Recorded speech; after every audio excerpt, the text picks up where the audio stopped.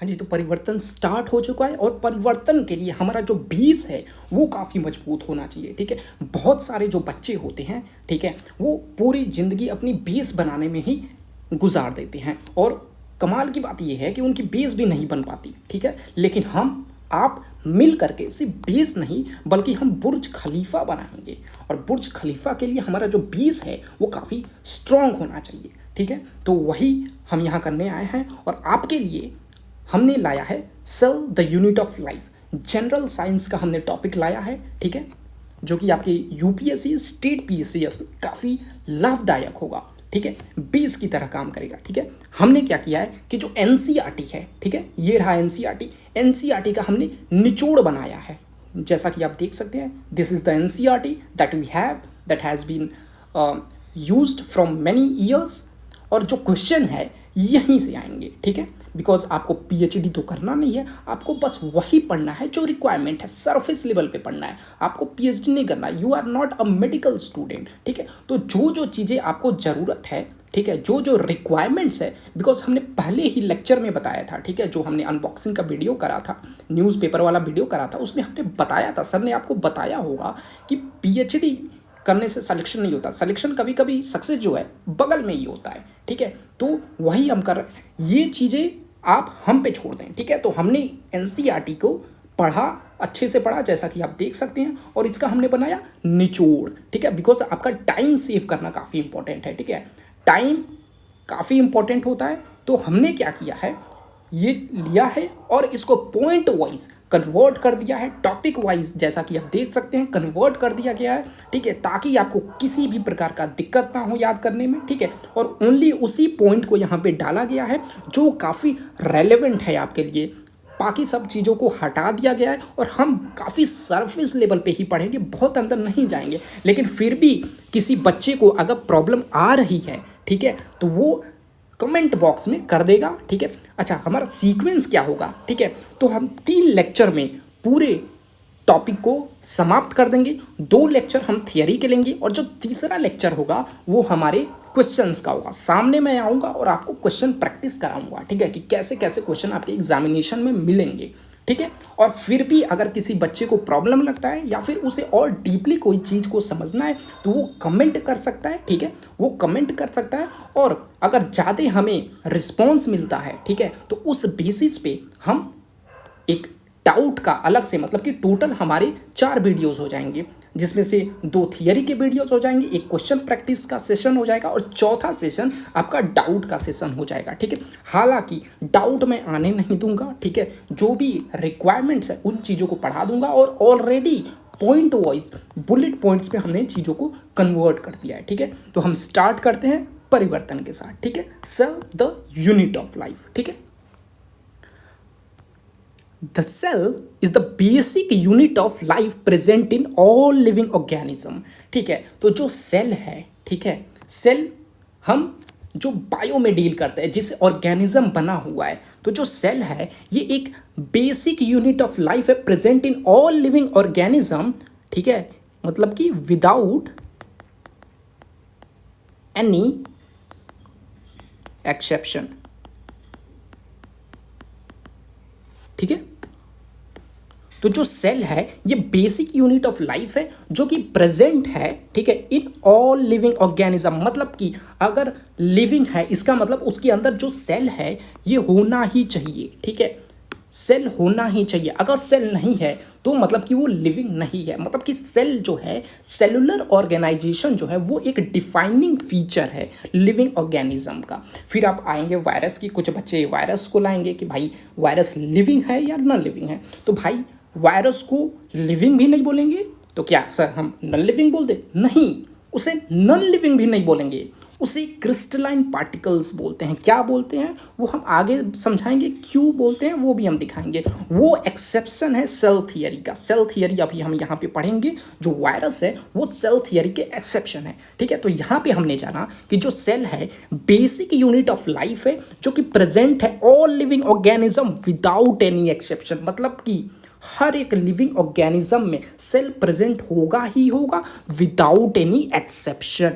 ठीक है, all organisms are composed of cells. जितने भी ऑर्गेनिज्म, ऑर्गेनिज्म मतलब ये क्या कहना चाह रहा है, लिविंग ऑर्गेनिज्म, ठीक है। All organism are composed of cells, ठीक है, विदाउट एनी एक्सेप्शन। जितने भी लिविंग है उसमें सेल्स होगा ही होगा। सम, भाषा पे ध्यान दीजिए। अच्छा, ये सब एनसीईआरटी का ही है, एक भी line out of the NCERT नहीं है।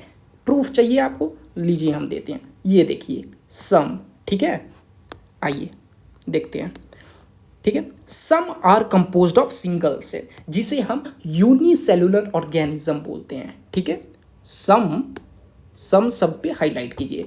सम जो है सिंगल सेल के बने होते हैं, ठीक है।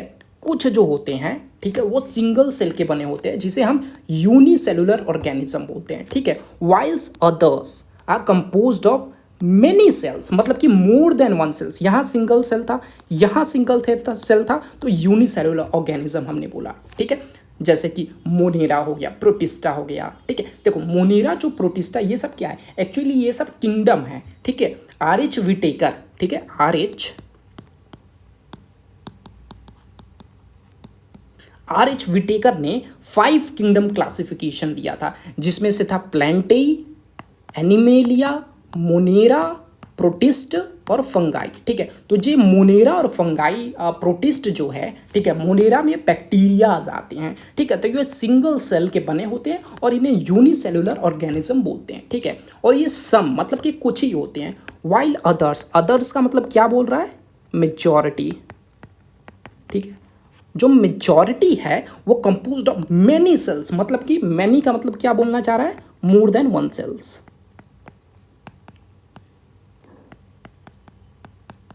ठीक है।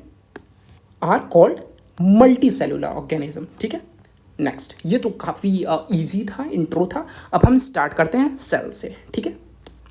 यूनिसेलुलर ऑर्गेनिज्म जो सिंगल सेल से बने हुए हैं आर कैपेबल ऑफ, ठीक है, हालांकि वो यूनिसेलुलर हैं, लेकिन वो उनमें कैपेबिलिटी है to show independent existence and perform the essential function of life.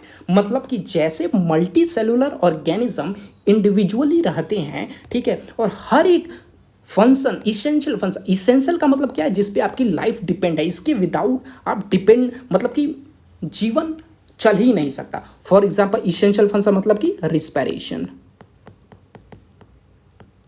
ठीक है, ट्रांसपोर्टेशन, ठीक है, ठीक है। तो ये सभी चीजें जो है ना, ये इसेंशियल चीजें हैं, ठीक है। मेटाबॉलिज्म,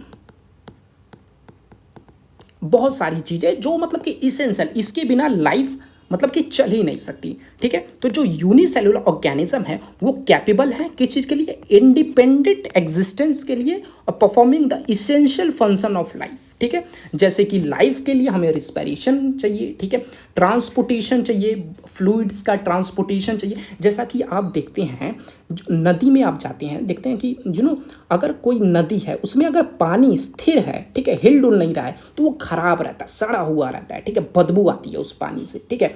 वही अगर आप जाते हैं नदी, मतलब कि आप समुद्र में जाते हैं, पानी ऐसे बहते रहता है, ठीक है, तो वो फ्रेश वाटर होता है। वैसे ही हमारे बॉडी में अगर हमारा जो बॉडी फ्लूइड्स है, जैसे कि ब्लड हो गया, लिम्फ हो गया, अगर वो स्टेगनेंट हो, मतलब कि हिले डुले ना, खराब हो जाएगा, सड़ जाएगा, ठीक है। ब्रेन में हमारा जो फ्लूइड होता है सेरिब्रल फ्लूइड, ठीक है, तो वो खराब हो जाएगा। इसीलिए ट्रांसपोर्ट इधर से उधर वो होते रहते हैं, ताकि न्यूट्रिएंट्स और फूड्स को, ऑक्सीजन को प्रोवाइड कर सके, ठीक है। तो वो मूवमेंट करते रहते हैं ताकि खराब ना हो, ठीक है। तो ये इसेंशियल फंक्शन ऑफ लाइफ है। तो जो यूनिसेलुलर ऑर्गेनिज्म होते हैं वो इंडिपेंडेंट एग्जिस्टेंस शो करते हैं, बिकॉज वो हर एक इसेंशियल फंक्शन को परफॉर्म कर सकते हैं, ठीक है। Next, the cell is the fundamental structural and functional unit of all living organism, ठीक है। जो सेल का यहाँ पे डिफिनीशन दिया गया है कि सेल क्या है, ठीक है। तो cell fundamental structural and functional unit of all living organism, ठीक है। यहाँ पे all living organism without exception, ठीक है। स्ट्रक्चरल का मतलब क्या है, जैसे कि घर बनाते हैं तो जो ईंट होता है वो घर का स्ट्रक्चर की तरह काम करता है, ठीक है, बिकॉज ईंट से घर बनता है। तो जो सेल है वो लिविंग के बॉडी के लिए एक स्ट्रक्चर देने का काम कर रहा है, ठीक है। फंक्शन, ठीक है, सेल्स हैं उसके अंदर बहुत सारे ऑर्गेनल्स हैं, वो अलग अलग फंक्शन कर रहे हैं। जैसे कि ये माइटोकॉन्ड्रिया है तो ये एटीपी बनाएगा, ठीक है। एटीपी मतलब कि एनर्जी, एडिनोसिन ट्राइफॉस्फेट, ठीक है, तो ये एनर्जी बनाएगा, ठीक है। जैसे कि यहाँ पे राइबोसोम है वो प्रोटीन बनाएगा, ठीक है, तो ये फंक्शन ही तो परफॉर्म कर रहे हैं, ठीक है। तो जो सेल है, ठीक है, जो सेल है, मिटाने दो, तो जो सेल है ये फंडामेंटल मतलब कि बेस, ठीक है, structural and functional unit of all living organism है, ठीक है। एनीथिंग, काफ़ी इंपॉर्टेंट लाइन है, ठीक है, इससे मैं एक चीज़ आपको बताऊंगा, ठीक है। एनीथिंग, ठीक है, anything less than a complete structure of a cell, ठीक है। तो आपको पहले ये पता होना चाहिए कि आखिरकार कंप्लीट स्ट्रक्चर ऑफ सेल क्या होता है, बिकॉज यहाँ पे क्या लिखा है, anything less than a complete structure of cell. इसका मतलब क्या है, काफ़ी इंपॉर्टेंट लाइन है, बड़े बड़े लोगों को समझ में नहीं आती है ये क्या लिखा हुआ है, ठीक है, बिकॉज उन्हें पता ही नहीं है कि सेल क्या है। अगर मैं पूछूंगा सेल क्या है तो वो बोल देंगे fundamental structural and functional unit of life, ठीक है, of all living organism, but that is not the definition, ठीक है। एक्चुअली सेल क्या है भाई, तो वो मैं अभी बताऊंगा सेल क्या है, बट इस स्टेटमेंट पे हम ध्यान देते हैं कि anything less than a complete structure of a cell does not ensure independent living, ठीक है। तो आखिर एक सेल कंप्लीट सेल होने के लिए उसे क्या क्या चाहिए, तभी तो अगर एनीथिंग लेस, अगर उससे कुछ कम हो, कॉम्प्रोमाइज हो, तो वो इंडिपेंडेंट एग्जिस्टेंस को शो ही नहीं करेगा, बिकॉज जो सेल है यही तो भाई ऑल लिविंग ऑर्गेनिज्म में फंडामेंटल ईंट की तरह काम कर रहा है, ठीक है। तो पहले हम देखते हैं एक्चुअली हम ऐसा कौन सी चीज़ें हैं जिस हिसाब से हम बोल सकते हैं कि अगर ये और ये है तो इसे हम सेल बोलेंगे, ठीक है। तो देखो एक सेल कहलाने के लिए तीन चीज़ें हमें चाहिए होती हैं, ठीक है। To call something as cell हमें तीन चीज़ें चाहिए होती हैं, ठीक है। पहला जो है प्लाज्मा मेम्ब्रेन,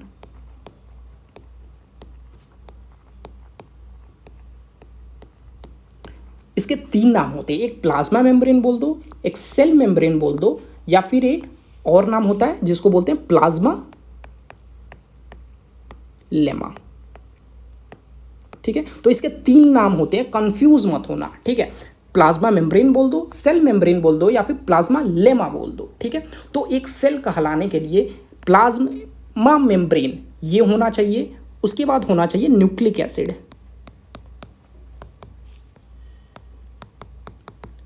ये डीएनए भी हो सकता है, ठीक है, और आरएनए भी हो सकता है, ठीक है। डीऑक्सीराइबोन्यूक्लिक एसिड, राइबोन्यूक्लिक एसिड, कुछ भी हो सकता है। और जो तीसरा चीज है वो है साइटोप्लाज्म, मोर स्पेसिफिकली बोले तो साइटोसोल, ठीक है। एक्चुअली साइटोप्लाज्म और साइटोसोल में थोड़ा डिफरेंस होता है, ठीक है। तो हम बता रहे थे सेल के बारे में, अभी मैं बता देता हूँ, ठीक है। कंफ्यूजन अगर है तो बता देता हूँ, ठीक है। देखो सेल कहलाने के लिए तीन चीज़ें हमें चाहिए होती है, एक प्लाज्मा मेम्ब्रेन होना चाहिए, ठीक है, जो आउटर लेयर होता है प्लाज्मा मेम्ब्रेन, तो प्लाज्मा मेम्ब्रेन होना चाहिए, न्यूक्लिक एसिड होना चाहिए और साइटोप्लाज्म होना चाहिए। अगर इन तीनों में से anything less than a complete structure of a cell, मतलब इसमें से अगर एक चीज़ भी हम हटा दें तो उसे हम सेल नहीं बोलेंगे, दस इंडिपेंडेंट एग्जिस्टेंस वो शो नहीं कर पाएगा, ठीक है। अच्छा, ये आपको अगर कन्फ्यूज़न है तो बता दूँ, देखो अगर ये सेल है, इसके अंदर ये पूरा पानी वाला सब्सटेंस जो है साइटोप्लाज्म है, और इसके अंदर ऑर्गेनल्स होते हैं, ठीक है। तो ये पानी वाला सब्सटेंस और ऑर्गेनल्स को अगर हम कलेक्टिवली बोले, ठीक है, इसमें जो ऑर्गेनल्स तैर रहे हैं इन्हें अगर कलेक्टिवली बोले तो साइटोप्लाज्म बोलते हैं, ठीक है। लेकिन इस ऑर्गेनल्स को अगर हटा दें, माइटोकॉन्ड्रिया, राइबोसोम, सब चीज़ को अगर हटा देते हैं, इस ऑर्गेनल्स को हम बाहर निकाल देते हैं, तो ये जो पानी वाला जो सिर्फ पार्ट बचता है उसे साइटोसोल बोलते हैं। जैसा कि आप मिठाई का बक्सा लाएं, ठीक है,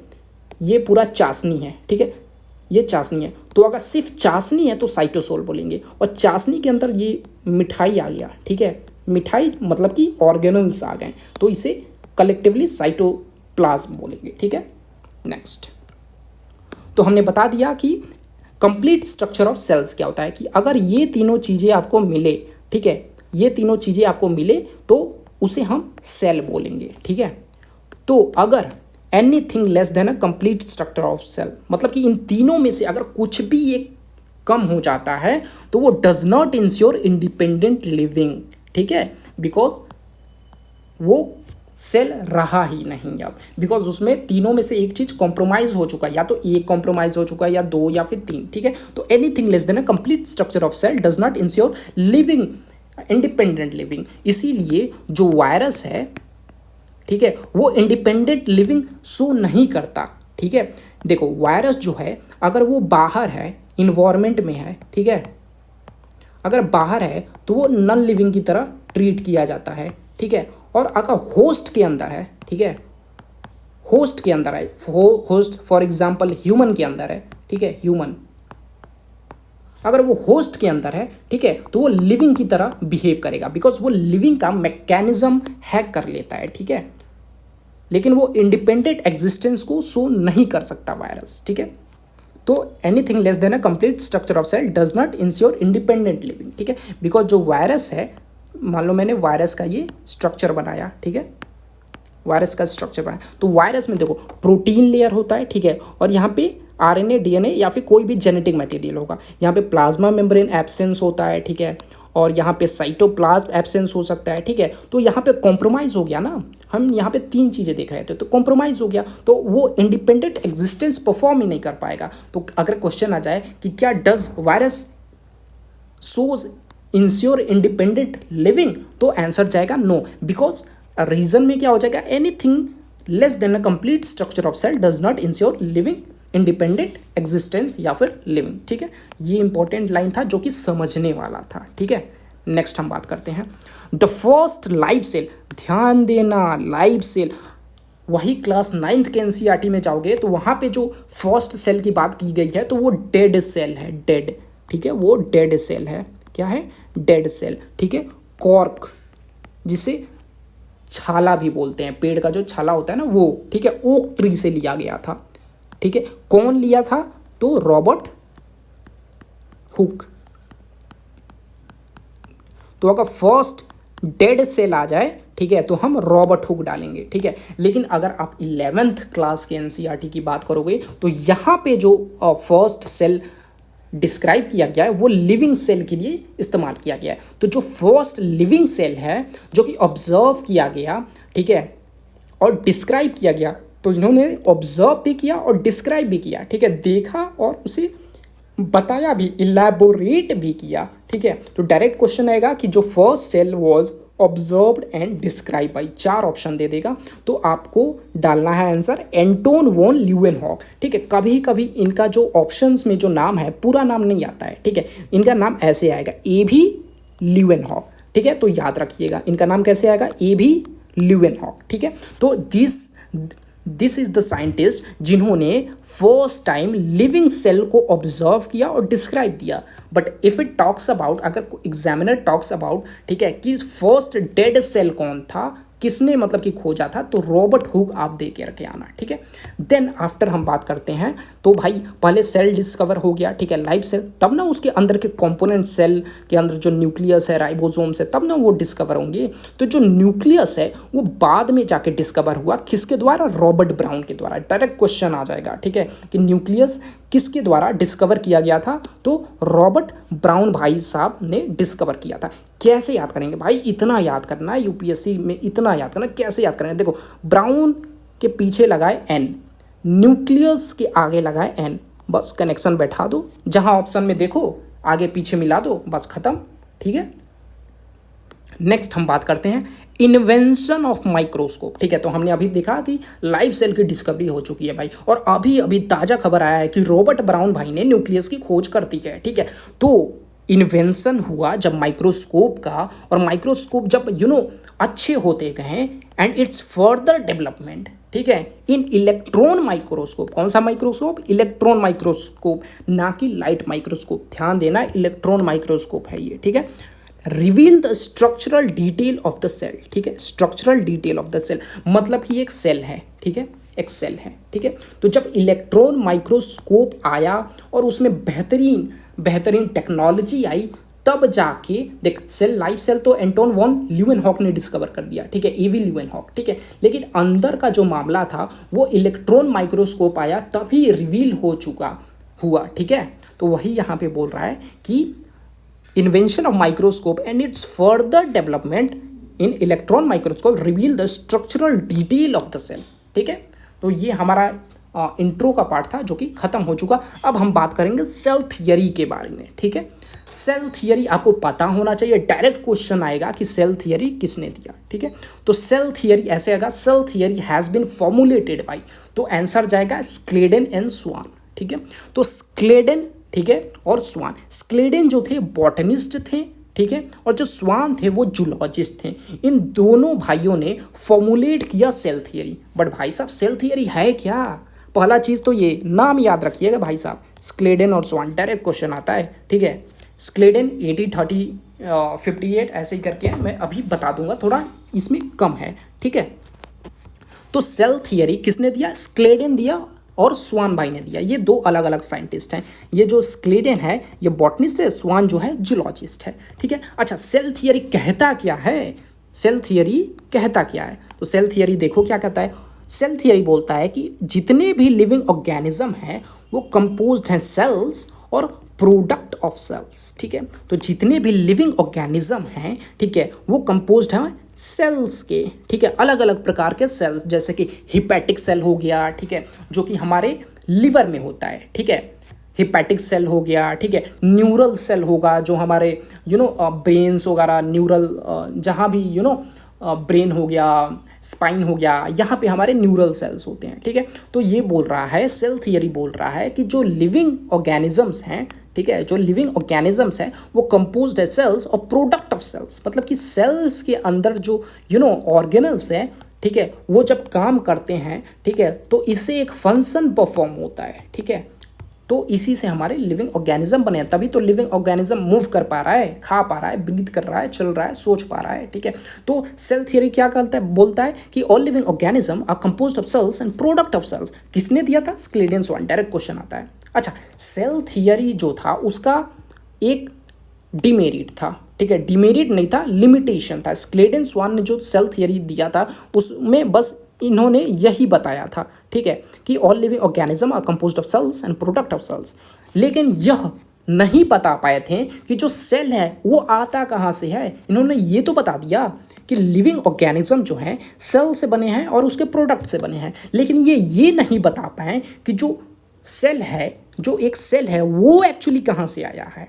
ठीक है, तो सेल थियरी ये नहीं बता पाया। ठीक है, तो सेल थियरी में मॉडिफिकेशन होता है। कौन करता है? रुडोल्फ, यहां पे मैं लिख देता हूं, रुडोल्फ विर्को। ठीक है, रुडोल्फ विर्को।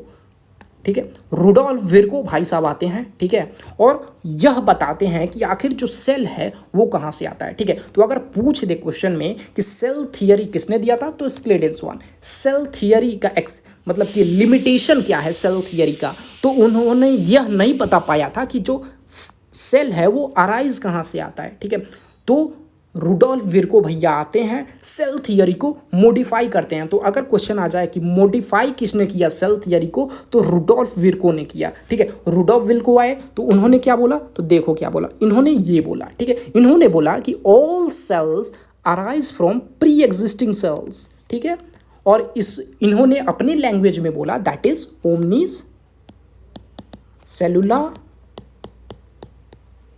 ई सेलुला। ठीक है, तो रुडोल्फ विर्को भैया ने क्या बोला? ओमनी सेलुला ई सेलुला, मतलब कि all cells arise from pre existing cells. ठीक है, आइए हम देखते हैं थोड़ा एनसीईआरटी से। सो जैसा कि हमने देखा था सेल थियरी हम पढ़ रहे थे। ठीक है, and wait a minute, so cell theory पढ़ रहे थे, हमने मैथ्यूज स्क्लेडन की बात की थी जो बॉटनिस्ट थे। ठीक है, अच्छा, हमें ये नहीं पढ़ना है कि ये मतलब कि इन्होंने क्या काम किया था। इन्होंने बस यही काम किया था, ये बॉटनिस्ट थे भाई साहब। इन्होंने यही बोला था कि डिफरेंट काइंड ऑफ प्लांट जो है, ठीक है, उसको इन्होंने ऑब्जर्व किया और बताया कि जितने भी प्लांट है वो डिफरेंट काइंड ऑफ सेल से बने हैं जो टिश्यू को फॉर्म करते हैं। ठीक है, डिफरेंट काइंड ऑफ सेल से बने हैं, और मोर देन वन सेल्स जब आ जाता है तो उसको हम टिश्यू बोलते हैं। ठीक है, इन्होंने ये बोला। वही स्वान भैया आते हैं, वो स्टडी करते हैं, डिस्कवर नहीं, स्टडी करते हैं different type of animal cell को, और बोलते हैं कि थिन आउटर लेयर जो कि डिलिमिटिंग स्ट्रक्चर होता है उसे टुडे प्लाज्मा मेम्ब्रेन कह के हम जानते हैं, ठीक है। उसके बाद हालांकि ये जूलॉजिस्ट हैं, लेकिन इन्होंने ये भी बोला था कि बेस्ड ऑन देयर स्टडी कि प्लांट टिश्यू जो है, ठीक है, द प्रेजेंस ऑफ इन्होंने डिफरेंट प्लांट टिश्यू को स्टडी किया था और बताया था कि प्रेजेंस ऑफ जो सेल वॉल है, जो कि प्लांट्स एंड बैक्टीरियाज में भी होते हैं, ठीक है, ये एक unique character of plant cell है। और हाइपोथेसिस भी इन्होंने दिया था, ठीक है।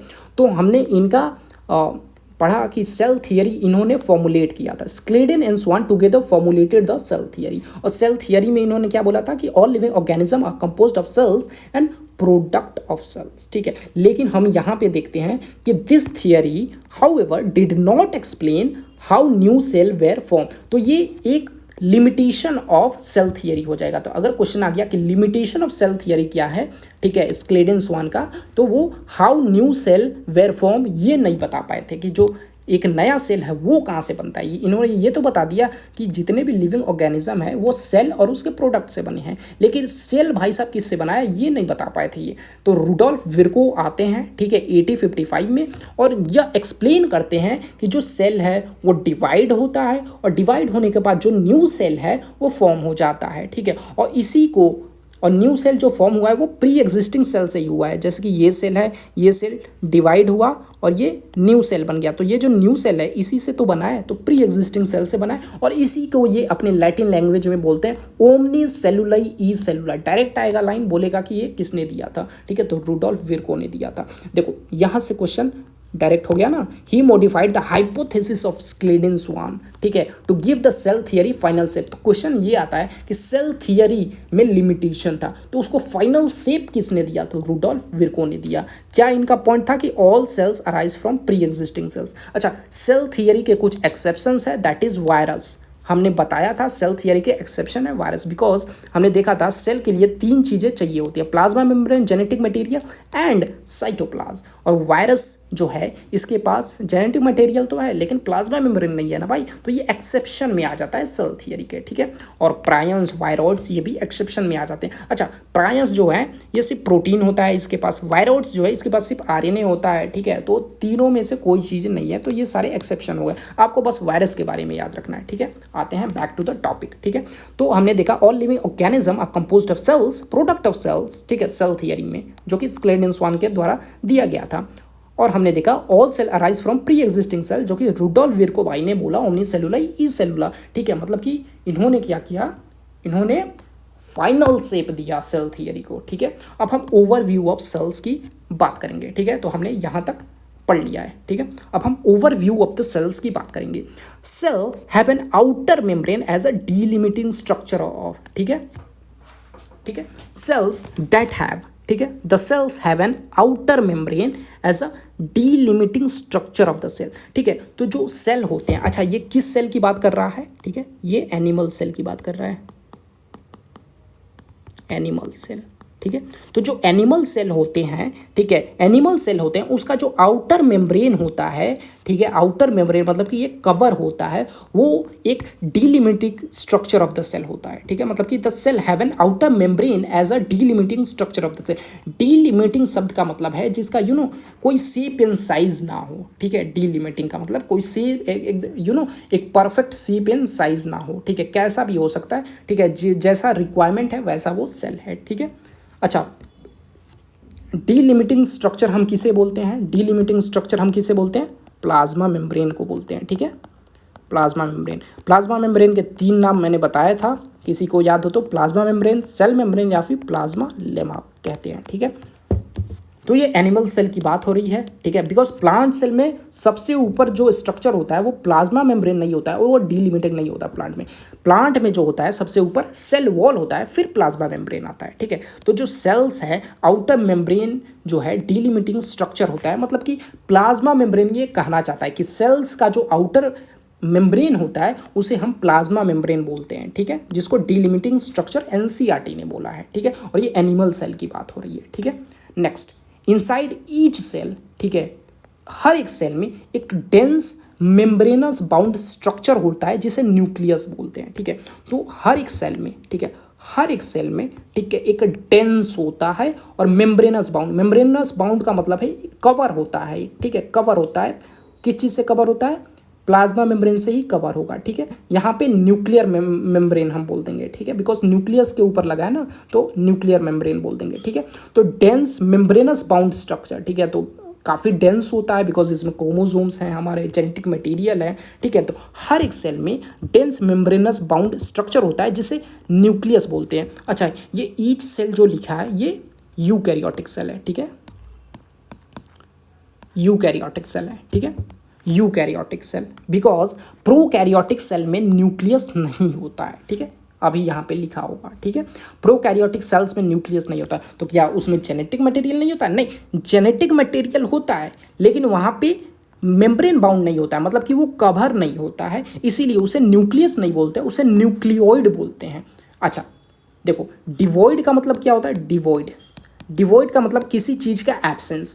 तो देखो, न्यूक्लियस के एब्सेंस में जेनेटिक मटेरियल है, ठीक है, तो डिवॉइड एब्सेंस को हम डिवॉइड बोलते हैं। तो न्यूक्लियस मेम्ब्रेन एब्सेंट है, इसीलिए जो प्रोकैरियोट में बोलेंगे हम वो न्यूक्लियस नहीं बोलेंगे, हम बोलेंगे उसे न्यूक्लियोइड, ठीक है, न्यूक्लियोइड, ठीक है, न्यूक्लियोइड, ठीक है। In the absence of dense membrane bound structure, मतलब कि इसके ऊपर एक झिल्ली, प्लास्टिक बोल दो, कवर बोल दो, ये नहीं होगा, ठीक है, प्रोकैरियोट्स में, ठीक है। यूकैरियोट्स में हमारा डेंस मेम्ब्रेन बाउंड स्ट्रक्चर होता है, ठीक है, मतलब कि कवर होता है। नेक्स्ट हम बात करेंगे, inside each cell is a dense membrane bound structure called nucleus, ठीक है, यूकैरियोटिक सेल की बात हो रही है। दिस न्यूक्लियस, और यह जो न्यूक्लियस है वो कंटेन करता है क्रोमोसोम्स को। ऐसा ऐसा आपने देखा होगा कभी, ऐसा फिगर, ठीक है, ऐसा एक्स टाइप का, ठीक है, इसे हम क्रोमोसोम्स बोलते हैं। तो न्यूक्लियस के अंदर क्रोमोसोम होता है और क्रोमोसोम के अंदर हमारा जेनेटिक मटेरियल मतलब कि डीएनए होता है, वेदर इट इज़ डीएनए और आरएनए, बेसिकली हमारा डीएनए होता है, ठीक है। Next, cells that have membrane bound nuclei, मतलब कि जो भी सेल है इसके अंदर जो न्यूक्लियस है उसके अंदर, उसके ऊपर अगर कवर लगा हुआ है, मेम्ब्रेनस बाउंड है वो, ठीक है, अगर वो मेम्ब्रेनस बाउंड है, ठीक है, उसका जो न्यूक्लियाई है, न्यूक्लियाई, ठीक है, अगर मेम्ब्रेनस बाउंड है उसे हम यूकैरियोटिक बोलेंगे। और जो सेल में लैक करता है मेम्ब्रेन, मतलब कि कवरिंग नहीं होती है, उसे हम, मतलब कि न्यूक्लियस में कवरिंग नहीं होगी, उसे प्रोकैरियोटिक सेल बोलते हैं, ठीक है। तो अगर हमारा सेल है, ठीक है, इसका न्यूक्लियस में अगर मेम्ब्रेनस बाउंड स्ट्रक्चर है, मतलब कि ये कवरिंग है, तो उसे यूकैरियोटिक सेल बोलेंगे। और अगर मान लो एक सेल है, इसमें जेनेटिक मटेरियल है लेकिन इसके ऊपर कवरिंग नहीं है, ठीक है, न्यूक्लियस है लेकिन इसके ऊपर कवरिंग नहीं है, ठीक है, तो इसे प्रोकैरियोटिक सेल बोल देंगे, ठीक है। और प्रोकैरियोटिक के लिए हम न्यूक्लियस शब्द का नहीं, बिकॉज उसके पास न्यूक्लियस तो है ही नहीं, न्यूक्लियोइड का शब्द का इस्तेमाल करते हैं, ठीक है। नेक्स्ट हम बात करते हैं, ठीक है, इन बोथ प्रोकैरियोटिक और यूकैरियोटिक सेल्स में एक सेमी फ्लूइड मैट्रिक्स होता है जिसको हम साइटोप्लाज्म बोलते हैं, साइटोप्लाज्म, ठीक है। ये क्या होता है? सेमी फ्लूइड होता है। सेमी फ्लूइड का मतलब हनी, आपने हनी देखा है, हनी जो होता है बहुत ज़्यादा ढीला भी नहीं होता है, बहुत ज़्यादा फ्लूइड भी नहीं होता है, वो सेमी फ्लूइड होता है, ठीक है, सेमी फ्लूइड, बहुत ज़्यादा हार्ड भी नहीं, बहुत ज़्यादा फ्लूइडिटी भी नहीं है, ऑयल की तरह भी नहीं है। तो सेमी फ्लूइड एक मैट्रिक्स होता है सेल के अंदर जिसे हम साइटोप्लाज्म बोलते हैं, ठीक है। मान लो ये एक सेल है, ठीक है, तो सेल के अंदर जो पानी जैसा पूरा सब्सटेंस है, सेमी फ्लूइड, पानी भी नहीं है, वो हनी की तरह, ये इसे हम बोलते हैं साइटोप्लाज्म, ठीक है, इसे बोलते हैं। और इस साइटोप्लाज्म के अंदर हमारे ऑर्गेनल्स तैरते रहते हैं, ठीक है। तो हमने देखा बोथ प्रोकैरियोटिक यूकैरियोटिक दोनों में एक सेमी फ्लूइड मैट्रिक्स होता है जिसको हम साइटोप्लाज्म बोलते हैं, और ये ऑक्यूपाई करता है वॉल्यूम ऑफ द सेल को। जैसा कि हमने देखा ये पूरा सेल है, तो ये पूरे सेल के अंदर पूरा का पूरा जो है साइटोप्लाज्म ही है, ठीक है। तो वॉल्यूम ऑफ द सेल को ये ऑक्यूपाई करता है, ठीक है। नेक्स्ट, जो साइटोप्लाज्म है ये main arena of cellular activity है, ठीक है, सेलुलर एक्टिविटी है मेन अरीना। इसका मतलब क्या है? देखो, वॉल्यूम ऑफ द सेल आप समझ गए, ठीक है, कि जो सेल है, ठीक है, इसमें पूरा भरा हुआ है साइटोप्लाज्म, तो वॉल्यूम ऑफ द सेल को ये ऑक्यूपाई कर रहा है, ठीक है। और जो साइटोप्लाज्म है main arena of cellular activity, ठीक है, शब्द को ध्यान दीजिए, main arena of cellular activity. ठीक है, देखो मेन अरीना, अरीना का मतलब क्या होता है? अरीना का मतलब होता है अखाड़ा। WWE आपने देखा होगा, तो अरीना का मतलब क्या होता है? अरीना का मतलब होता है अखाड़ा। ठीक है, तो main arena of cellular activity. ठीक है, तो सेलुलर एक्टिविटी मतलब कि सेल में जो ऑर्गेनल्स हैं, ठीक है, ये ऑर्गेनल्स है। ठीक है, तो ये ऑर्गेनल्स किस में है? ये साइटोप्लाज्म में ही है। ठीक है, ऑर्गेनल्स जो है साइटोप्लाज्म में है, तो वो जो भी एक्टिविटी कर रहा है, जैसे कि माइटोकॉन्ड्रिया है, ठीक है, ये एटीपी बना रहा है। ठीक है, एटीपी मतलब कि एनर्जी बना रहा है। ठीक है, तो ये कहाँ पे बना रहा है? माइटोकॉन्ड्रिया तो साइटोप्लाज्म में ही तैर रहा है ना, तो वही बोल रहा है कि जो साइटोप्लाज्म है main arena of cellular activity है, बोथ प्लांट और एनिमल सेल दोनों में। ठीक है, next, various chemical reaction occur in it to keep the cell in living state. ठीक है, मतलब कि देखो वेरियस केमिकल रिएक्शन, ठीक है, बहुत सारे केमिकल रिएक्शन जिसको हम बोलते हैं मेटाबॉलिज्म। मेटाबॉलिज्म दो प्रकार का होता है। ठीक है, एक होता है कैटाबॉलिज्म, एक होता है,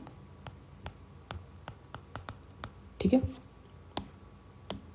तो देखो हमने देखा कि जो साइटोप्लाज्म है main arena of cellular activity है। ठीक है, इसी के अंदर हमारे ऑर्गेनल्स तैर रहे हैं और अपनी एक्टिविटी को शो कर रहे हैं। कोई एटीपी बना रहा है, ठीक है, कोई प्रोटीन बना रहा है, फॉर एग्जांपल राइबोसोम्स। ठीक है, गोल्गी अपार्टस पैकेजिंग का काम कर रहा है। ठीक है, तो एक्टिविटी वहाँ पे शो हो रही है, और तो ये अखाड़ा है जहाँ पे सभी आके खेल के चले जा रहे हैं। ठीक है, बोथ प्लांट और एनिमल सेल दोनों में। ठीक है, वेरियस प्रकार के केमिकल रिएक्शन हो रहे हैं अकर कहाँ पे? साइटोप्लाज्म में, ताकि सेल को एक लिविंग स्टेट में रखा जा सके। ठीक है, और ये केमिकल रिएक्शन को ही हम मेटाबॉलिज्म बोलते हैं। मेटाबॉलिज्म हम किसे बोलते हैं? द सम ऑफ, ठीक है, the sum of total chemical reaction occur in our body.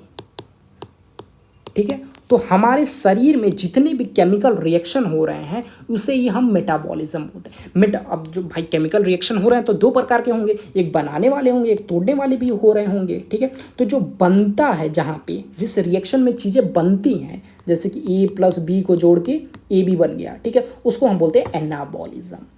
और जहाँ पे घट जाता है, जैसे कि AB है तो ये बन गया A+B, जहाँ पे चीज़ें टूट जाती हैं उसे हम बोलते हैं कैटाबॉलिज्म। कैटाबॉलिज्म मतलब कि कट गया, टूट गया, अलग हो गया। ठीक है, तो वेरियस केमिकल रिएक्शन अकर होता है हमारे बॉडी में, ठीक है, हमारे साइटोप्लाज्म में। ठीक है, सेल के साइटोप्लाज्म में जो वॉल्यूम ऑफ द सेल को ऑक्यूपाई करके रखता है, ताकि उसको लिविंग स्टेट में रखा जा सके। अच्छा, एक और कमाल की बात बोलता हूँ, जो मेटाबॉलिज्म है, ठीक है, ये defining feature of living organism है। मतलब कि अगर मेटाबॉलिज्म हो रहा है तो मान लो कि वो लिविंग है ही, because metabolism and cellular organisation is a defining feature of living organism. ठीक है, नेक्स्ट हम बात करते हैं। ठीक है, बिसाइड्स द न्यूक्लियस, मतलब कि न्यूक्लियस के अलावा, ठीक है, यूकैरियोटिक सेल्स, ठीक है, beside nucleus eukaryotic cells have N other membrane bound distinct structure called organelles. ठीक है, तो देखो हमने देखा था कि जिस सेल के अंदर, ठीक है, न्यूक्लियस के ऊपर झिल्ली लगा हो उसे यूकैरियोटिक बोलेंगे, और जिस सेल के अंदर ये जो जेनेटिक मटेरियल इसके ऊपर झिल्ली ना लगा हो उसे प्रोकैरियोटिक सेल बोलेंगे। तो भाई न्यूक्लियस के ऊपर तो कवरिंग लगा हुआ है, जैसे मेम्ब्रेन बाउंड स्ट्रक्चर हमने बोला। ठीक है, तो beside the nucleus eukaryotic cells के पास, ठीक है, न्यूक्लियस के अलावा भी, यूकैरियोटिक सेल्स के पास न्यूक्लियस के अलावा भी other membrane bound distinct structure होते हैं, जिसे हम ऑर्गेनल बोलते हैं। जैसे कि ये हो गया हमारा सेल, इसके अंदर जो भी चाशनी में, मतलब कि साइटोप्लाज्म में जो तैर रहे हैं, जैसे कि mitochondria, ribosome, Golgi, endoplasmic reticulum, cytoskeleton, ये जो तैर रहे हैं ना, इसे हम क्या बोलते हैं? ऑर्गेनल्स बोलते हैं। और ये जो ऑर्गेनल्स होते हैं ना, ये मेम्ब्रेन बाउंड मतलब कि कवर होते हैं। कुछ एक्सेप्शंस होता है, जैसे कि राइबोसोम वगैरह। ठीक है, वही यहाँ पे बोलने की कोशिश हो रही है कि beside the nucleus the eukaryotic cells have N other membrane bound distinct structure, जिसे हम ऑर्गेनल्स बोलते हैं। फॉर एग्जाम्पल एंडोप्लाज्मिक रेटिकुलम, ठीक है, गोल्गी कॉम्प्लेक्स या फिर गोल्गी अपार्टस। ठीक है, इसका नाम अपार्टस। इसे कैमिलो गोल्गी ने डिस्कवर किया था, इसीलिए हम गोल्गी अपार्टस या फिर गोल्गी कॉम्प्लेक्स बोल देते हैं, ठीक है। तो ये इनमें मेम्ब्रेनस बाउंड है, मतलब कि इनके ऊपर कवरिंग लगी हुई है, ठीक है। ये मेम्ब्रेनस बाउंड है, न्यूक्लियस तो हमारा मेम्ब्रेनस बाउंड था ही बिकॉज यूकैरियोटिक में था, ठीक है। तो ईआर एंडोप्लाज्मिक रेटिकुलम भी मेम्ब्रेनस बाउंड है, ठीक है। गोल्गी कॉम्प्लेक्स भी है, ठीक है। लाइसोसोम जिसे सुसाइडल बैग हमने बचपन में पढ़ा था वो भी है। Mitochondria is the powerhouse of the cell. एक बार अपने गर्लफ्रेंड को भूल जाओगे लेकिन ये स्टेटमेंट कभी नहीं बोलोगे that the mitochondria is the powerhouse of the cell, ठीक है। तो इसके पास भी मेम्ब्रेन बाउंड है। खास बात ये बताऊं, माइटोकॉन्ड्रिया के पास ना डबल मेम्ब्रेनस बाउंड ऑर्गेनल है ये, ठीक है, बिकॉज इसके पास जेनेटिक मटेरियल भी है। माइक्रो बॉडीज, ठीक है, छोटे छोटे टाइनी वेसिकल्स होते हैं जिसे माइक्रो बॉडीज बोलते हैं, ठीक है। वॉक्यूल्स हो गया, ठीक है, इन सभी के पास, ठीक है, ये सभी जो हैं, ठीक है, ये सभी मेम्ब्रेनस बाउंड है, ठीक है, ये सभी मेम्ब्रेनस बाउंड है अपार्ट फ्रॉम न्यूक्लियस, ठीक है। Next, the prokaryotic cells lack such membrane bound organelle, ठीक है। तो जो प्रोकैरियोटिक सेल होता है उनके पास मेम्ब्रेन बाउंड ऑर्गेनल नहीं होता है, ठीक है, लेकिन राइबोसोम होता है। और कमाल की बात यह है कि राइबोसोम मेम्ब्रेन बाउंड नहीं होता है, ठीक है। तो राइबोसोम जो है यूकैरियोट और प्रोकैरियोट दोनों में होता है, तो इसीलिए इसे यूनिवर्सल ऑर्गेनल बोल देते हैं। राइबोसोम को क्या बोलते हैं? यूनिवर्सल ऑर्गेनल, ठीक है। तो हम देखते हैं कि राइबोसोम है वो नॉन मेम्ब्रेन बाउंड ऑर्गेनल है, मतलब कि इसके पास मेम्ब्रेन नहीं होता है, मतलब कि कवरिंग नहीं होता है, ठीक है। फाउंड इन बोथ, ये दोनों में पाया जाता है। हमने देखा था यूकैरियोटिक में सब में कवरिंग थी, ठीक है, मेम्ब्रेनस बाउंड थे, लेकिन जो राइबोसोम है इस पर कवरिंग होती ही नहीं है। लेकिन ये यूकैरियोट और प्रोकैरियोट दोनों में मिलता है। भाई प्रोकैरियोट में तो मिलेगा ही बिकॉज यहाँ पे कवरिंग ही नहीं है ना, लेकिन यूकैरियोट में भी ये होते हैं because ribosome is protein factory इन्हें बोलते हैं राइबोसोम को। तो भाई प्रोटीन से ही तो हमारा स्ट्रक्चर बना है बॉडी का, तो भाई वो तो काफ़ी इंपॉर्टेंट है। तो राइबोसोम होते ही होते हैं, दोनों में होते हैं, ठीक है। नेक्स्ट, अब यहाँ पे बता रहा है कि राइबोसोम कहाँ कहाँ होते हैं, ठीक है। तो देखिए कहाँ कहाँ होते हैं, विद इन द सेल कहाँ कहाँ होते हैं, मतलब कि सेल के अंदर कहाँ कहाँ होते हैं, ठीक है। Ribosome not only found in the cytoplasm, सिर्फ साइटोप्लाज्म में नहीं मिलते हैं, वो चाशनी जो होता है ना उसमें सिर्फ नहीं मिलते हैं, but also with in the two organelle, मतलब कि ऑर्गेनल के अंदर भी मिलते हैं। जैसे कि क्लोरोप्लास्ट के अंदर मिलेंगे। क्लोरोप्लास्ट सिर्फ प्लांट में होता है बिकॉज प्लांट को फोटोसिंथेसिस करना होता है, तो क्लोरोप्लास्ट होता है प्लांट के पास, ठीक है। और भाई प्लांट फोटोसिंथेसिस कर रहा है, ठीक है, तो उन्हें प्रोटीन की आवश्यकता है, ठीक है। तो ऑर्गेनल के भी अंदर हमारे राइबोसोम छोटे छोटे होते हैं। राइबोसोम को पैलेट पार्टिकल भी बोलते हैं, वो चिपके होते हैं। और माइटोकॉन्ड्रिया हमें पता है कि एनर्जी प्रोवाइड करता है, ठीक है। और माइटोकॉन्ड्रिया को भी प्रोटीन चाहिए, ठीक है, ताकि वो अपने एंजाइम्स बना सके, ठीक है। तो राइबोसोम चाहिए, जहाँ भी प्रोटीन की आवश्यकता है वहाँ पे राइबोसोम है, ठीक है। तो राइबोसोम सिर्फ साइटोप्लाज्म में नहीं होते हैं, वो ऑर्गेनल्स के भी अंदर होते हैं, ठीक है। जैसे कि क्लोरोप्लास्ट के अंदर, क्लोरोप्लास्ट सिर्फ प्लांट में होता है और ल्यूग्नोइड्स में भी हो जाता है, ठीक है। और माइट्रोकॉन्ड्रिया के भी अंदर हमारे राइबोसोम मिलेंगे और रफ इंडोप्लाज्मिक रेटिकुलम के ऊपर ऐसे चिपके रहते हैं, स्मूथ इंडोप्लाज्मिक रेटिकुलम के ऊपर नहीं चिपके होते हैं। अच्छा, राइबोसोम का एक और नाम है, that is Palade particle. Palade particle, ठीक है। Next, animal cell contain another non membranes bound organelle called centrosome. तो अब हम बात कर रहे हैं एनिमल सेल की, ठीक है। तो एनिमल का जो सेल है, प्लांट सेल नहीं, एनिमल सेल का जो, जैसे कि यहाँ पे हमने देखा कि प्लांट सेल में क्लोरोप्लास्ट है, तो ये क्लोरोप्लास्ट सिर्फ प्लांट सेल में ही है। यूकैरियोटिक में अगर प्लांट सेल में जाए तो सिर्फ क्लोरोप्लास्ट ऑर्गेनल मिल जाएगा, लेकिन वही एनिमल सेल में भी कुछ एक्सेप्शन होंगे जो सिर्फ एनिमल सेल में ही मिलेंगे, यूकैरियोटिक एनिमल सेल में। तो एनिमल सेल में भी एक नॉन मेम्ब्रेन बाउंड ऑर्गेनल होता है जिसे सेंट्रोजोम बोलते हैं, ठीक है। इसके ऊपर भी कवरिंग नहीं होती है, ठीक है। ये कुछ ऐसा दिखता है, ऐसा, ठीक है, परपेंडिकुलर होता है ये ऐसा, ठीक है। और ये सेल डिवीजन में मदद करता है, ओमनी सेलुलर ई सेलुलर याद करो, ठीक है। ऐसा कुछ दिखता है ये, ठीक है। तो एनिमल सेल में ध्यान रखना, प्लांट सेल नहीं, एनिमल सेल में अनदर नॉन मेम्ब्रेन, मतलब कि ये सब तो रहेंगे ही, ईआर, गोल्गी, माइट्रोलाइसोसोम, ये सब तो रहेंगे ही, राइबोसोम, ठीक है। उसके अलावा भी राइबोसोम, देखो नॉन मेम्ब्रेन में राइबोसोम था, नॉन मेम्ब्रेन में हमारा एक और आएगा एनिमल में, दैट इज सेंट्रोसोम, ठीक है, which help in cell division. देखो यहाँ पे सेल डिवीजन में मदद करता है, ठीक है। एक्चुअली क्या होता है, देखो ये सेल है, ठीक है, इसका न्यूक्लियस इधर है, ठीक है, इसका इधर न्यूक्लियस है, ठीक है। तो ये जो सोम है, ठीक है, या फिर सेंट्रियोल इसे बोल देते हैं, ठीक है। ये ऐसे पकड़ के यहाँ पे बीच में लाता है, इन्हें बीच में लाता है क्रोमोसोम को, एंड देन सेल डिवाइड होता है तो आधा आधा जेनेटिक मटेरियल बट जाता है। सेल साइकिल वाले चैप्टर में हम इसे देख लेंगे, ठीक है। नेक्स्ट हम बात करते हैं सेल डिफर, ठीक है। सेल जो है differ greatly in size and shape, ठीक है। जो सेल्स हैं, ठीक है, वो डिफर करते हैं, ठीक है, ग्रेटली, ठीक है, बहुत ज़्यादा डिफरेंस आता है साइज और शेप में और 10 एक्टिविटीज़ में, ठीक है। फॉर एग्जाम्पल यहाँ पे एग्जाम्पल दिया हुआ है। फॉर एग्जाम्पल जो माइकोप्लाज्मा है ये स्मॉलेस्ट सेल है, ठीक है, स्मॉलेस्ट सेल है जिसका जो लेंथ है 0.3 माइक्रोमीटर है मात्र, ठीक है। वही अगर लार्जेस्ट आइसोलेटेड सिंगल सेल मतलब कि यूनिसेलुलर की बात की जाए तो वो एग ऑफ ऑस्ट्रिच है या फिर गैमेट ऑफ ऑस्ट्रिच आप बोल सकते हैं। और अगर लॉन्गेस्ट की बात की जाए तो नर्व सेल है, ठीक है। हम आपको फोटो दिखा देते हैं, ठीक है।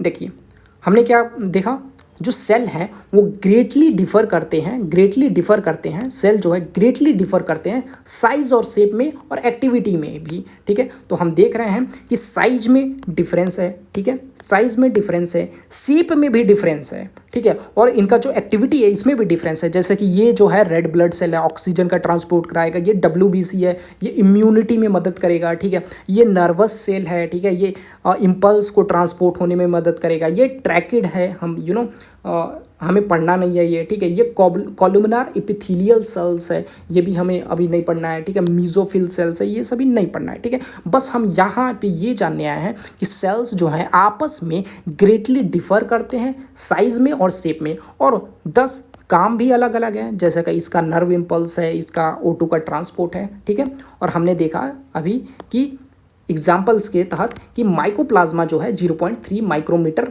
लेंथ का होता है, ठीक है। डायमीटर नहीं है, लेंथ है, ध्यान रखना, ठीक है। और जो सिंगल सबसे बड़ा जो है सिंगल लार्जेस्ट, ठीक है, सब पे ध्यान दो, सिंगल लार्जेस्ट जो है वो एग ऑफ ऑस्ट्रिच है। स्मॉलेस्ट जो है वो माइकोप्लाज्मा, अच्छा माइकोप्लाज्मा को PPLO भी बोलते हैं, ठीक है, ध्यान रखना।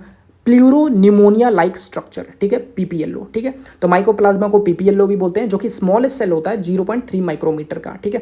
Largest cell egg of ostrich होता है और लॉन्गेस्ट सेल में हमारा नर्व सेल होता है, ठीक है। और हमने देखा ये साइज, शेप और एक्टिविटी में ग्रेटली डिफर कर रहे थे, ठीक है। Next cell very greatly in shape, हमने देखा कि जो सेल है वो अपने शेप में काफ़ी वेरी कर रहा है, ठीक है। दे में भी डिस्क लाइक हो सकते हैं, पॉलीगोलन हो सकते हैं, कॉलुमनार हो सकते हैं, क्यूबॉइडल शेप के हो सकते हैं, थ्रेड लाइक हो सकते हैं, इरेगुलर शेप के भी हो सकते हैं। तो जो शेप ऑफ द सेल है वो वेरी करेगा with the function they perform. जैसा कि हमने देखा यहाँ पे कि जो शेप ऑफ सेल है, ठीक है, जैसे कि फॉर एग्जाम्पल ये WBC है तो ये इम्यूनिटी के लिए रिस्पॉन्स होता है, तो इसे हर जगह जाना है, ठीक है। तो इसका जो शेप है काफ़ी छोटा होता है और काफ़ी फ्लेक्सिबल होते हैं, कैसे भाई रूप लेके कहीं भी चले जाते हैं बिकॉज इन्हें लड़ाई करनी है, ठीक है। तो शेप काफ़ी वेरी करता है with the function they perform, ठीक है। नेक्स्ट हम प्रोकैरियोट, ये तो जनरल डिस्कशन था। नेक्स्ट हम प्रोकैरियोट्स के बारे में डिस्कस करेंगे, ठीक है। प्रोकैरियोट्स के बारे में डिस्कस करेंगे। प्रोकैरियोट्स खत्म करके यूकैरियोटिक हम शुरू कर देंगे और सेल मेम्ब्रेन से होते हुए, ठीक है, सेल मेम्ब्रेन से होते हुए, सेल वॉल से होते हुए एंडो मेम्ब्रेन सिस्टम, जिसमें EGLV endoplasmic reticulum, Golgi apparatus, lysosome, ठीक है, और वॉक्यूल्स पढ़ेंगे। उससे होते हुए माइटोकॉन्ड्रिया तक आएंगे। फिर प्लास्टिड के बारे में पढ़ेंगे जहाँ पे क्लोरोप्लास्ट आएगा, ठीक है। राइबोसोम के बारे में पढ़ेंगे, साइटोस्केलेटन के बारे में पढ़ेंगे जो कि प्रोटीनिशियस स्ट्रक्चर है जो कि साइटोप्लाज्म में रहता है। सीलिया एंड फ्लैजेला के बारे में पढ़ेंगे जो कि साइटोस्केलेटन में ही आएगा, ठीक है। सेंट्रोसोम, सेंट्रियोल के बारे में पढ़ेंगे जो कि सिर्फ एनिमल में होता है, अभी हमने पढ़ा, ठीक है। देन आफ्टर न्यूक्लियस के बारे में पढ़ेंगे, ठीक है। न्यूक्लियस के अंदर जो जो चीज़ें होती है उसके बारे में पढ़ेंगे, ठीक है। उसके बाद माइक्रोबॉडीज़ के बारे में पढ़ के टॉपिक को एंड करके और क्वेश्चन सीरीज स्टार्ट कर देंगे हम, ठीक है।